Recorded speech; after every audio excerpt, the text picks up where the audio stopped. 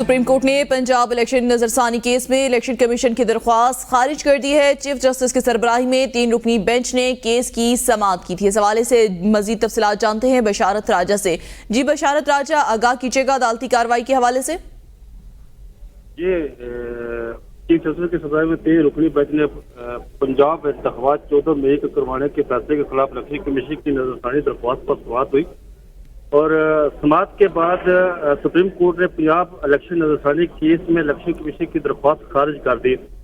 समाअत जब शुरू हुई तो उस वक्त इलेक्शन कमीशन के वकील ने अदालत से कहा कि मैं तैयारी के लिए मजीद 1 हफ्ते की उन्होंने अदालत से मोहलत तलब की। अदालत 1 हफ्ता की तैयारी के लिए मोहलत दे, जिस पर चीफ जस्टिस ने कहा कि आप अपना मौक़िफ़ बताएं, आपके साथ हम भी केस का जायजा लेंगे। जिस पर वकील इलेक्शन कमीशन ने कहा कि मैंने केस में इजाफी ग्राउंड तैयार किए हैं, जिस पर सबसे आम सवाल इलेक्शन की तारीख देने का इख्तियार था।